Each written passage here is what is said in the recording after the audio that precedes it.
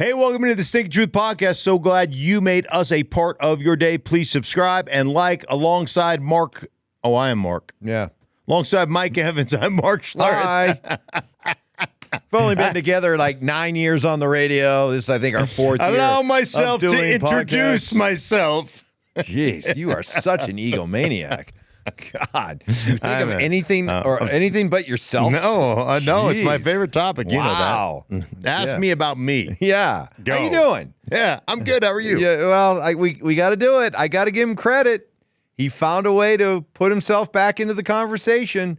America's favorite third-string quarterback, Shedeur Sanders. man. Did you see this? Yes, yes. So for those who aren't familiar with it, we got the news about Joe Flacco being benched. Dylan Gabriel was going to take over as the starter. But Right. that immediately led to Dylan Gabriel being the third-round draft choice, Yeah. right? And obviously Flacco, he replaces Flacco. Flacco goes to the second-string quarterback. But Shedeur, being the fifth-rounder, stays at number 3. Right, and Okay. immediately there was talk, well, when is Shedeur going to get his shot? You know, that kind of thing. And Rex Ryan, your buddy from ESPN, Sure. said that, he needs to basically, shut his mouth and just be seen, not heard, and be up in the front row and Yeah. just, do the things that third-string quarterbacks do. To Rex's credit, though, he did say, hey, man, you could be the starter. Like, go to work. Put your nose to the grindstone. Like, don't be heard. Like, just keep your mouth shut and move forward and do your work, right? Well, the mouth shut part clearly got back to Shedeur because when he was approached by reporters in Cleveland, he mimed answers. He didn't speak. He just moved.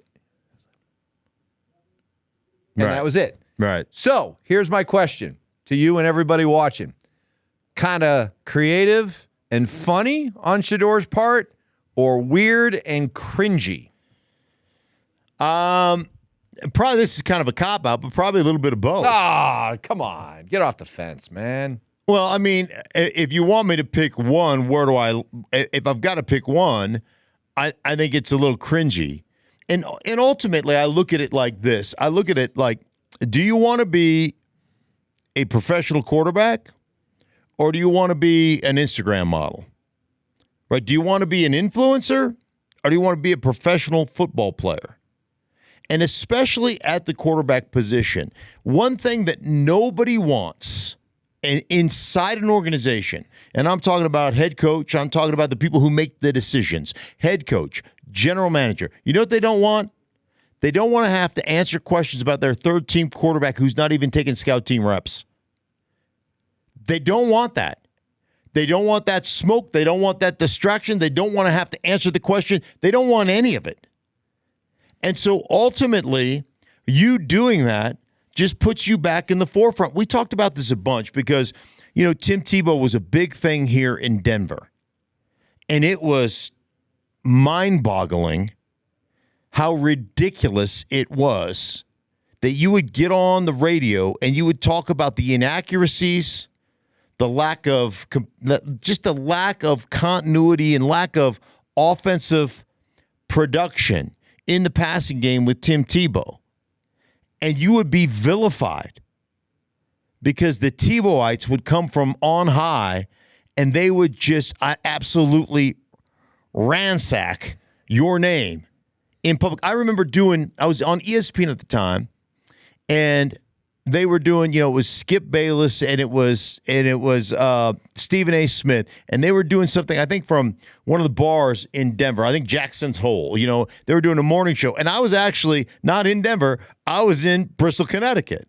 So they wanted me to come on from Denver, and it's like you always had to preface anything you talked about with Tim Tebow by like, hey, man, he's a great guy. I'd like him to marry my daughter, but he can't play quarterback. And people go crazy, right? And so that's essentially, something of that effect of what I've said. And I am Denver, Colorado, Denver Bronco, 2-time Super Bowl champion. You're like, Started here for 6 years. you're revered. And in that bar, on that morning show, I am getting booed. Like, people have turned on me for telling the truth. Yep. And so then he goes to the Jets, and you remember him running with his shirt off, and he was the third-team quarterback and the personal protector on Punt Pro. Yeah. Nobody wants to have to answer questions about that guy, and yet he was always there. He had a press conference day and all that stuff. So all I'm saying is that if you're a general manager or you're a head coach, man, you do not want to have to. That's not what you want to have to deal with. And so for your lack of kind of understanding of the pecking order and where you are, like that's what would infuriate me. Or would drive me crazy. So I didn't let you sit on the fence, but I'll take both sides. While I mostly find it weird and cringy, I got to give him credit. It's genius on his part because genius. Yes, because here's what you're doing. Here's what you're doing. Okay, you already know that you have the green light to go ahead and be Shedeur Sanders because why? Because while maybe the coaches and general manager didn't want to draft you, the owner did. And so a very clear message was sent that Cleveland, whoever greenlit the idea of bringing in Shedeur, right, they said they were ready for the show. They were ready to put up the big top. They were ready for the circus. So for a guy who's a third-string quarterback, what's he doing? He's keeping his name out there. We're talking about him. Right. They're talking about him on ESPN and stuff. But that's, again, are you trying to be a social media star or are you trying to be a quarterback in the NFL? I think that he looks at it as like eventually I will have to prove to myself, but in the meantime, I'm keeping my name out there. Yeah, I think it's genius. This is how I personally think that deters from an organization even giving you an opportunity. And you'll probably get it because your owner is running things. So again, this is twofold. One of the things I say to young players all the time: build your career, your brand will follow. And you've got it backwards, in my opinion. Shedeur has it backwards. You're trying to build your brand, and hopefully your career comes along. And every guy who's done that is on the outside looking in for the most part. Peyton Manning is still the biggest pitchman in history, played in Indianapolis, and really didn't hear from him until he was pretty much done. That's when he became this big pitchman. But he built this unbelievable career, and that brand rolled with it, right? It became huge. His brand is bigger now as a retired player than it was when he was a player, by far, exponentially bigger. So that's the one thing. And then the other thing is just the Browns organization. And Browns fans, you guys are awesome. You're awesome. I love going to Cleveland. I've done one or two games in Cleveland. I love going to Cleveland. Cleveland is awesome. Your city is amazing. Your football fans are incredible. Like you deserve more. You deserve more. And the shitty organizations are run by owners who have made billions of dollars in another field, who all of a sudden think that billions of dollars give them credibility when it comes to football decisions and understanding and know-how. Dave Tepper bringing down scouting report, I mean, allegedly. You've got, hey, let's make sure we draft Shedeur, right? The New York Jets. Like when the owners, Jerry Jones and the Cowboys, when the owners are the ones who are establishing, like they don't empower the coaches and they don't empower the organization to do football things, that's a recipe for disaster. And that's where you are right now.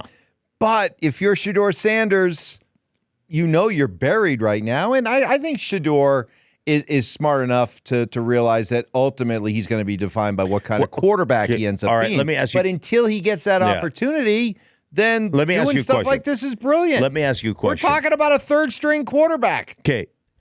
If the coaches ultimately get to make the decision of who plays, okay? If that's the case, then let me ask you this. What gives Shedeur a faster track to being the starter in Cleveland?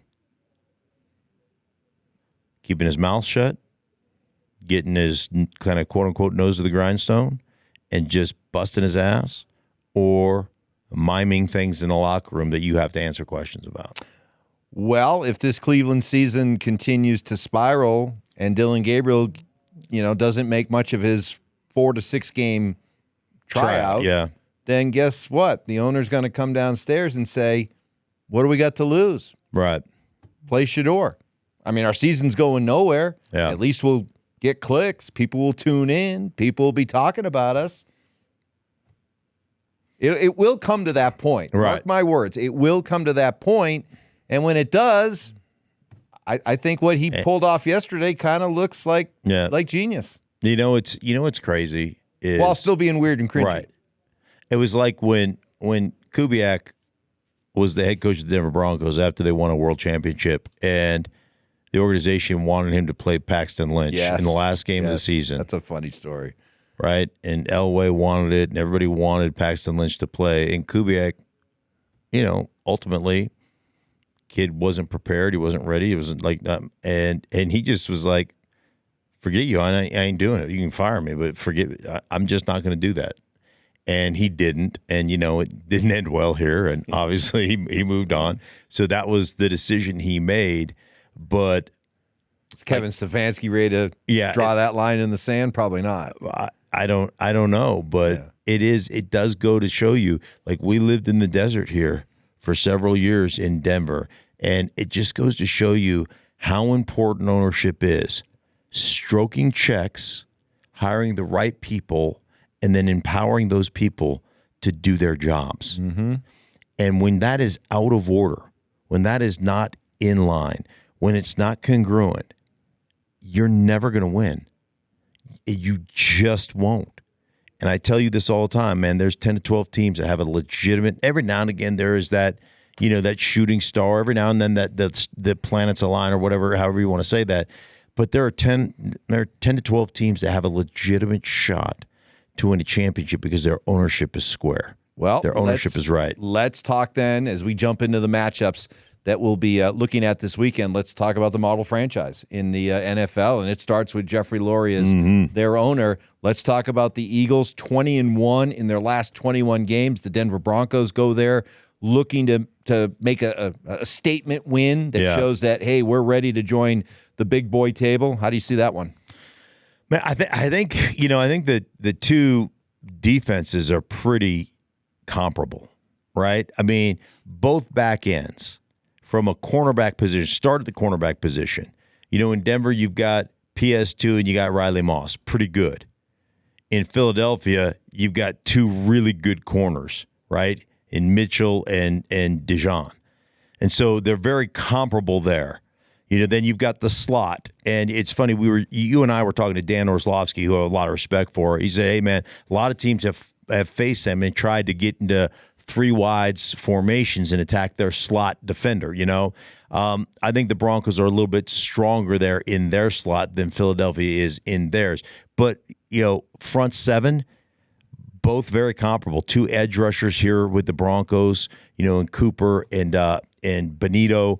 A big defensive line and big defensive front in Philadelphia. I think where the Philadelphia Eagles have the majority, like if I was giving them an advantage, if we're going tail the tape, I'd say the back end, pretty comparable, pretty even.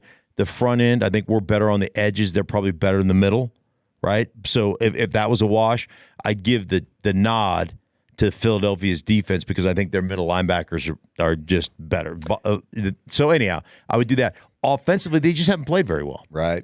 Yeah, 30th in the NFL in total offense. Dickerson has had Landon Dickerson's been hurt. They lost Mekhi Becton to free agency. He went to the Chargers. So that power group up front where they really ran the ball and dominated has not been the same this year as it was last year. This is a really interesting matchup. I think Philadelphia is probably a better football team. But then, we talked about in the last podcast with A.J. Brown and, throwing out Mark 6'11", if nobody's there to see you, just mope off like you or woe is me, nobody, just that whole thing just doesn't sit well with me. And how'd you like his explanation, by the way, of that when he was asked about the meeting? He said, "Oh, I let my frustrations boil over. I shouldn't have done it." And then in the next breath, he said, "But I don't want anybody to think that this was directed towards any of my quarterback teammates, coaches, or front office." Well, where'd your frustration come from then? Right. Yeah. Right. It's exactly the whole verse. Wait a minute now. Okay, this whole verse thing because it's. I just want to make sure I get it right. Right. So the whole verse was Mark. I think 6:11 is what it was. Hold on. Let me effort this really quick. Okay, here it is. Mark 6:11. If you're not welcomed, not listened to, quietly withdraw, don't make a scene, shrug your shoulders, and be on your way. Mark 6:11. So you felt the need to put that on social media. This is like, that's Mark 6:11. That's from the New Testament. Now, the brand New Testament would say, this is a different testament. The brand New Testament would say, if you're not welcomed or not listened to, withdraw quietly while putting a tweet on social media to make sure everybody knows that your panties are in a wad. Okay. Right? That's So even the Bible, has joined like the TikTok age, right? We've got the Good to know. Old Testament, right? Yeah. And then we've got the New Covenant with Christ, the New Testament. Right. And then we've got the brand New Testament. that the brand New Testament includes social media posts, apparently. Like, come on, dude. Come on, man. At me. But still, Yeah. Philadelphia, like, one thing that's impressive to me is they haven't played well, and they're still winning all their games. Yep. And there will come a time where they start getting it all together.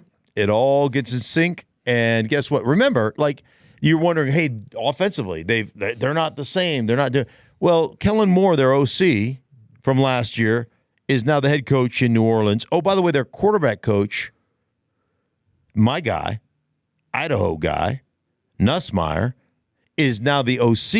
He was the quarterback coach. Now he's the OC along with Kellen Moore in New Orleans. So there are some continuity issues that they're working through right there. And so we'll see. I think at the end of the day, they're one of the elite teams. If you're talking about tiers of great, and there's not very many in the top tier.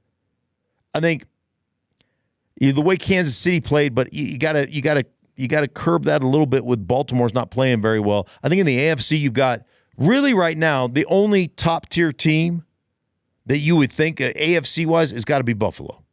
Then everybody else is, when you're talking about the Chargers, you're talking about Kansas City, right. You're talking about whoever else. Maybe it's just Chargers and Kansas City. You're talking about that next tier, but Buffalo might be the only team in the AFC in that top tier right now. I think in the NFC, I think Detroit's probably in that top tier. Yep.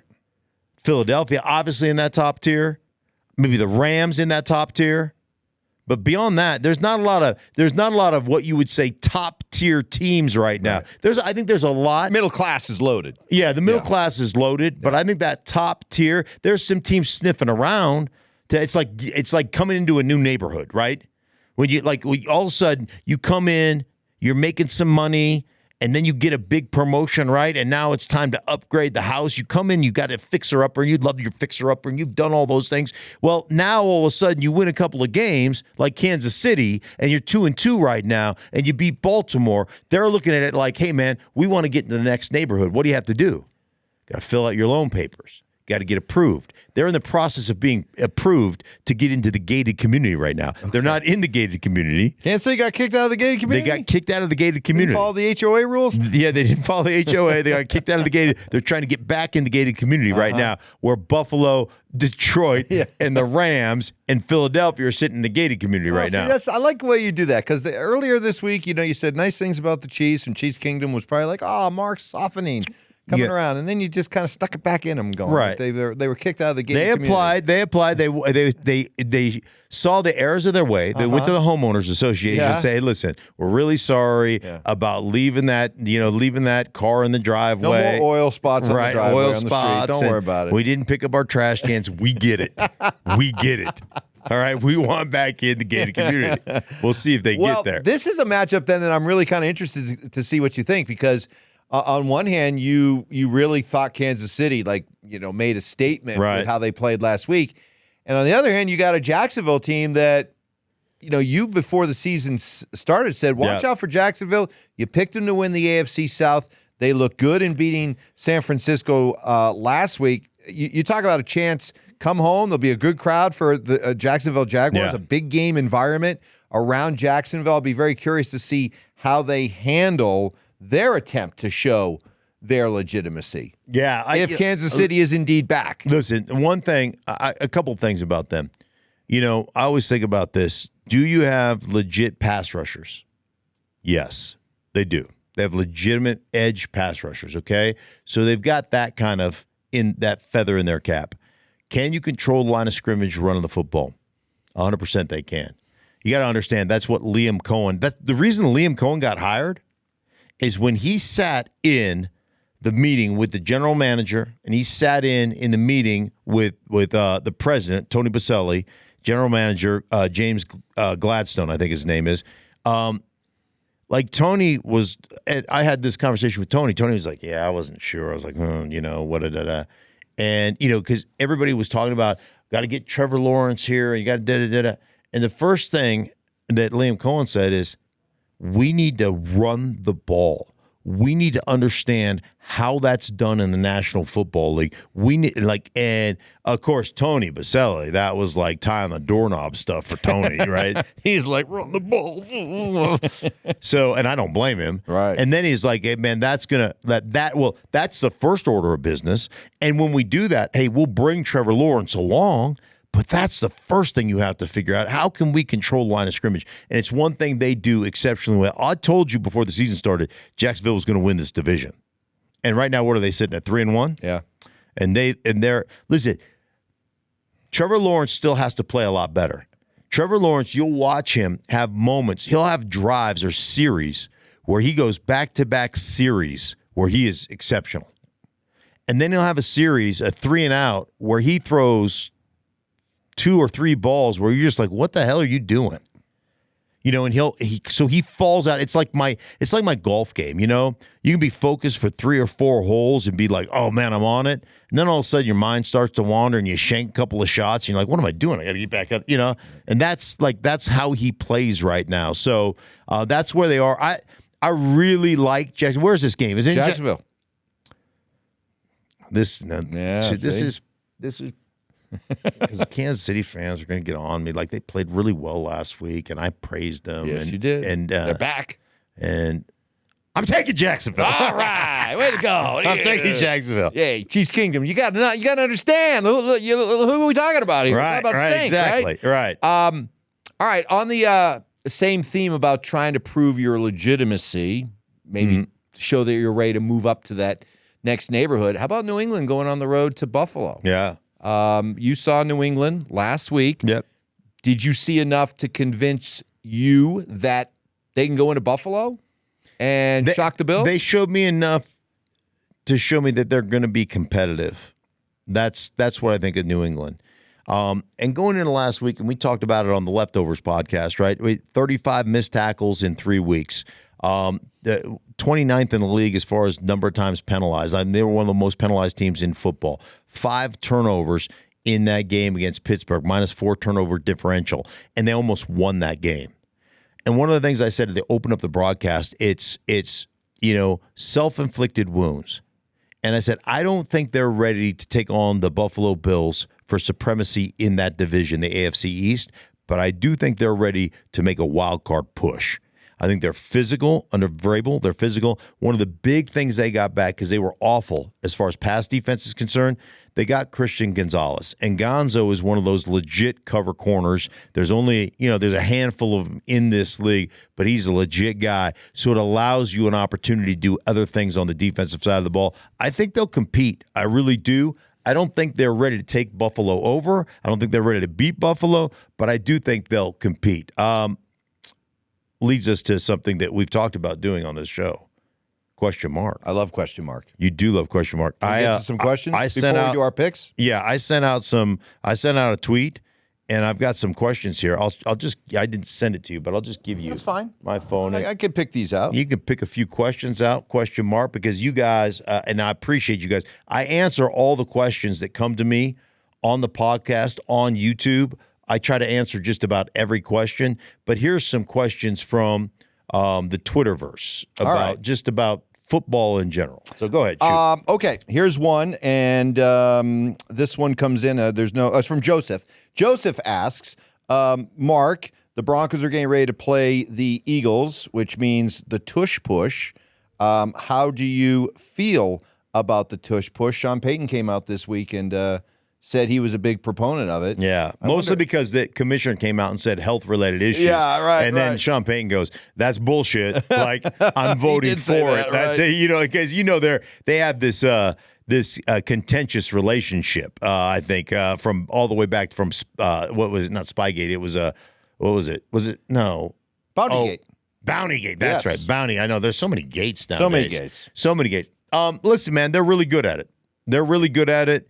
And you know what you got to do? You got to stay out of 3rd down and 2. That's what you have to do. You got to stay down out of 3rd down and 2 situations, and you're going to be, okay. So, or 3rd down and 2 minus, 3rd down and 1. What you have to do is you got to win on 1st and 2nd down and stay out of those situations. They're excellent, Mike. They are going to succeed. Like they're going to create opportunities for you. So, and for their team. Listen, man, it's impossible to defend, and they got so many things off of it. So you cannot let them get into those 3rd and short situations. You cannot let them get into 4th and short situations because you will not survive. They're better at it than you because they've created it. And this is what I love about the tush push is, and this is why some teams are really bad. You think, well, then why doesn't everybody do it or everybody can't do it? Because they invented it. And this reminds me of coordinators who basically game plan based off the things that you didn't do well the week before. Oh, you know what this team had a tough time defending? The wide zone. Are we a wide zone team? No, we never have been. But let's put in wide zone this week. Do we know all the nuances of wide zone? No, we don't. Do we know all the entry points for the running back? No, we don't. Do we know the mesh points of the No, we don't. Do we know anything about this play? No, but they had success with it, so we're going to run it this week. We'll put it in on Wednesday, and then we'll practice it on Thursday and Friday, even though we're not in pads, and we have no idea what we're doing, because that's how shitty organizations game plan. They don't have an identity. The Philadelphia Eagles have an identity. They invented it. They're better at it than you. They've done it 10,000 times. You've defended it, 10 times. They're going to convert. So the biggest thing is for the Broncos and Sean Payton is you cannot allow yourself to be in 3rd and short and 4th and short situations because the Philadelphia Eagles will score, and that's how they're winning games. This question from Jones Bones, who says, Mark, your thoughts on the increase of under-center drop-back passes lately, no play action. Teams like the Seahawks, 49ers, Rams, Packers have used it more. Why do you think they are, and what benefit does it provide an offense and the offensive line? Okay, so when you're talking about straight drop-back stuff, right, normally you have a back in the backfield, so there's potential for play action. What we call, it's not run action, but it is play action. So you have a back that has a responsibility. He's going to maybe check slow. So he checks the defensive end and then's out in the flat late, right? Whatever. But there's a couple of things that teams are figuring out. And I had this conversation with Pete Carroll, and I said, what'd you do with your year off? He goes, I just consumed football. One of the things he said he really studied was shotgun run. And he goes, when you're in shotgun and that running back is side saddle, so if he's on the right-hand side of the quarterback, 85% of the runs are going to the left. And he goes, and if he's on the left-hand side of the quarterback, 85% of the runs are going right. And he goes, and I was so pissed watching it, because sometimes you don't see the forest through the trees, and I'm kind of paraphrasing, but he said, so pissed that we're not better at defending it, because you know where it's going. And so when you're in under center, a couple of things happen. One, in play action, hard play action, you turn your back to the defense. And talk to Peyton Manning about that. The best play action is when you turn your back to the defense, because you lose the ball and you can't help but step up. And so you open up that intermediate area of the field. That's one, okay? Hard run action stuff. If you go hard run action out of gun, it just looks real, right? Out of under center, it just looks real. And then all of a sudden you pull, you boot, whatever you do, but it just makes everybody suck up more. And then when you go from under center drop back, footwork becomes more important. And footwork it creates timing between the quarterback and the receivers. Joel Klatt always says this. He comes on our show all the time. He says the timing of the offense is kept in the quarterback's feet. And when you're under center, your footwork is it's imperative what your footwork is and how it times up to the route combinations. And so that I think it gets quarterbacks in sync a little bit more, where sometimes you can get lazy mechanically out of gun. And ultimately, teams are starting to try to run the ball better. And to run the ball better, you know what you got to be? You got to be under center. And if you're under center, you're not tipping. Oh, it's gun now. We're throwing every time. So I think it just comes back to the league is essentially morphing back into a little bit of 90s football, if you will, because they think they can see the benefit in it. One more here. This is from Addicted to Sports. This is a fun one. Mark, what was your favorite superstition, game day superstition that you saw from a teammate? Not your superstitions, but maybe one that you had, Washington, Denver, what have you, a teammate who just did something that you always just kind of were like shook your head or laughed or whatever. Like, I don't know, like superstition. My superstition was not to be superstitious. Like, so I would change things up all the time just to like, I didn't want my success or failure, related to how I put my socks on. Did I put my left one on first or my right one on first? So there's guys that do stuff like that. The one guy that drove me crazy. I think I know what you're going to say. Alfred? Yeah. Yeah, this is great. This. I was going to bring this up if you didn't. This was awesome. Oh, my God. This wasn't a superstition as much as it was one of your teammates just sort of approach to getting ready for a game. So I'm on the early bus, right? We had a bus. It was just offensive linemen. And so, you're supposed to be there 2 hours before the game. We were all there 4 hours at least before the game, sometimes 5. So paranoid. And I wanted to be able to take my time. I wanted to go out on the field and test all my shoes, which shoes, and then I want to look at every area of the field. Like, hey, 20 going in, 20 coming out, 40s, where's the rough spots in the field? Is there a slick spot? Is there a gushy spot? Is there, on turf field, sometimes there's a dead hollow spot. Where like over the pitcher's mound or whatever, right? There's all these little artificial things. turf. Where are the seams with the exposed concrete? Yeah, right. So I would I would go around the whole field and make sure I had the right shoes, make sure I knew every ounce of the field, right? Because I want to be like, it's the neurotic nature of being an offensive lineman. Hey, man, this is a really wet, gushy part of the field, man. If we get in this a classic third down, can I use it to my advantage, right? Or do I have to be careful in this area of the field, right? So I always wanted to have that stuff. I always wanted to work through that stuff. That was always important to me. So that was one thing. But I was always always early to the game, but always ready, like all fingers taped, hands taped, wrist taped, like, you're just ready to go. And Alfred Williams, I love Alfred. Big Al was classic defensive end that played for us.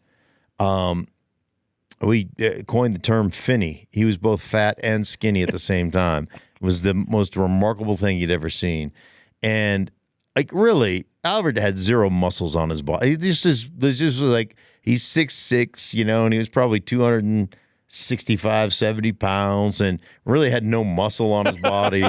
He's just a great football player, had a unbelievable pass rush ability, and could extend and lock his arms out and stuff. And that dude would walk around the locker room in nothing but a jockstrap. There's nothing but that bad body just walking around in nothing but a jockstrap. And it would be like, I couldn't look at him. It would get to the point where I had to turn around in my locker and like do this. Not because his body was bad. It's because we're going out for warm-ups in 20 minutes. Yeah. And he's just got a jockstrap on. Sometimes just a jockstrap and socks. And his calves were so skinny, I didn't know how they held the socks up. Like, can your calves even hold your socks up? Like, is there anything? And he'd be walking around the locker room like not a care in the freaking world. No, it just didn't. And I would get like, there came a point for me, a line of demarcation where I'd be like, I cannot look at him anymore because I am so nervous for him. Like, how are you going to get your shoes on? What if one of your shoelaces breaks? Like, I still have a recurring dream to this day. There's two of them that happens. I'm late to a game, and I'm scrambling to get dressed, and the team's out there for warm-ups already. And every time I put something on, like I tie my shoe and the shoelace breaks, oh shit, and I got to redo it, And I've got and Alex Gibbs comes in the locker room, and he's like, "What do you do?" And he's just on me. Hurry your ass up! I'll cut your ass. This, that, and the other. So I have that, and then I have this other dream that the University of Idaho finds out that I have a year of eligibility left. Except I'm the age I am right now. Oh, jeez. And they want me to play. And I'm out there for the coin toss in a Vandal uniform going, what am I doing out here? I'm going to get killed, right? So those are my two dreams. And I wake up in like a sweat. That's cool. Yeah. We all have our stress dreams, and those are your stress dreams. Two stress dreams. And they happen on a consistent basis, those two dreams. Hey, I got to say, for everybody out there, wouldn't you love to have a stress dream, recurring stress dream, where you're an NFL player and you're worried about your shoelaces breaking before you go out to play NFL football? No matter what I cool. no matter what I do, I can't get out on time. I can't get out. Yeah. And you know how neurotic I am about being early and not. Oh my gosh, yeah. So those are my two stress dreams. That's good. All right. We are getting our ass kicked in our Let's picks go. against the spread. It has not been good, Mike. Last year I was great. This year not so much, but I am better than you, so I can take solace in that. Yeah, okay. right. So you are sitting at 4-8 right now. I am 6-6. I'm 500, 6-6. So I will start it off this week. Here are my picks. I've got Detroit giving up 10. I like that pick. I think they're playing Cincinnati. I've got the Cards giving up 7.5. I believe they're playing Tennessee. Yep. And I'm taking the Pats +8 against Buffalo. I think Buffalo wins, but I think the Pats are going to make it close. So I've got the Pats, the Cards, and the Lions. All right, I'm going to go with those across the pond travelers. I'm going to go with Minnesota to bounce back, -3.5 over Dylan Gabriel and the Cleveland Browns. So I'll take that one. Minnesota -3.5. I'm going to go with the Chargers to bounce back, -2.5 at home against Washington. Okay. And I'm going to go with Tampa Bay. I like this pick. I'm going to go with Tampa Bay to bounce back. Seattle's playing really well, but maybe they're due for a little bit of a... They can still win the football game, but I'm going to take Tampa Bay plus the 3.5 at Seattle. All right. All right. All right. We're squared away. For everybody involved in the Sync Truth podcast, he is Mike Evans. I am Mark Schlereth. Thank you so much for making us a part of your weekend. Hope you guys enjoy it. Week 5. Is it week 5 already? Yes, it is. Week 5 coming your way this weekend. Actually, starts on Thursday. It started on Thursday night. Oh, we're I screwed that up. That's all right. Yeah, well, it starts tonight. Yeah. But we're actually doing this because I got to travel to Carolina. By the way, I am the official broadcaster of the Carolina Panthers. I've got a few weeks off coming up. Uh-huh. Are the Carolina Panthers going to play? Do they get like three weeks off?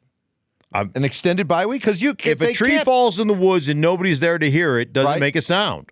Do the Carolina Panthers actually play a game if Mark Schlereth isn't calling it? That's a great question. I cannot wait to feel existential question. I cannot wait to feel the warm welcome I get when I walk into the facility on Friday. Dave Tepper may not let me in. I'm curious to see what that might be. A little bit icy. I'll be fine. All right. Thank you guys so much for making us a part of your day. Take care.